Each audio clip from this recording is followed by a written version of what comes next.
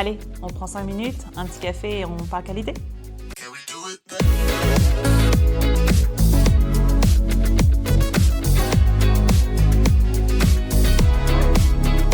Aujourd'hui, on va parler d'un outil qui semble un petit peu technique, mais en réalité très concret.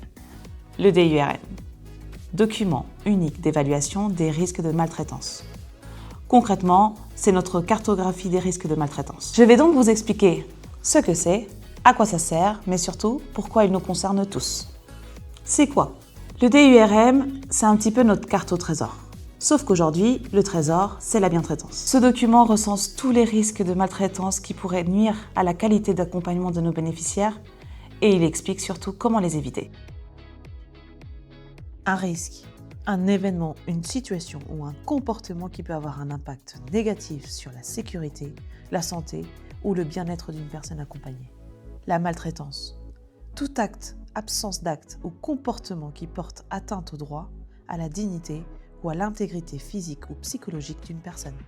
Bon, bref, allons au plus simple. Un risque, par exemple, c'est oublier d'allumer la lumière et avoir un risque de chute. La maltraitance, quant à elle, c'est par exemple ne pas apporter d'aide à une personne alors qu'elle en a besoin. En clair, c'est un document qui va nous permettre de repérer là où il y a des problèmes, mais surtout de mettre en place un plan d'action pour les éviter. C'est un outil pour que tout le monde puisse parler le même langage, le comprendre, mais surtout s'en servir. Et surtout, il évolue. On le met régulièrement à jour pour qu'il puisse coller au mieux à la réalité du terrain. Le DURM est organisé en colonnes. La première, type de risque. C'est concrètement ce qui peut être observé ou qui pourrait se produire. Facteur de risque. C'est ce qui peut favoriser le risque à se déclencher. Les causes identifiées. Là, on liste les situations concrètes qui se sont déroulées sur le terrain. Actions déjà en place. Ce sont toutes les actions qui sont déjà déployées. La gravité. Ça va de 1 à 4. 1, 0 dommage.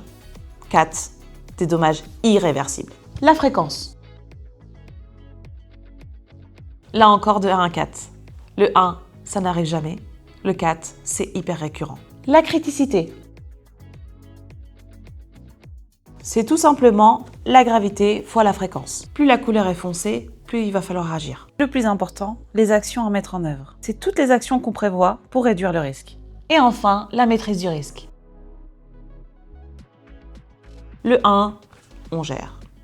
Le 4, on découvre le risque. L'outil, il est accessible en format papier dans toutes les associations, mais aussi en format numérique dans le partage qualité. Bon, si vous ne le trouvez pas, ne vous embêtez pas. Demandez directement à votre responsable de secteur pour la qualité. Le plus important, c'est de le consulter régulièrement, pas juste quand il y a un problème. Cet outil n'est pas figé. Vos retours sont essentiels pour l'enrichir. Si vous constatez un nouveau risque ou alors vous avez une meilleure action, dites-le. C'est vraiment un travail d'équipe. Bon, petit résumé. Le document unique d'évaluation des risques de maltraitance, c'est un outil pour tout le monde. C'est un outil pour travailler mieux, ensemble et en toute sécurité. Connaissez-le, utilisez-le et faites-le vivre.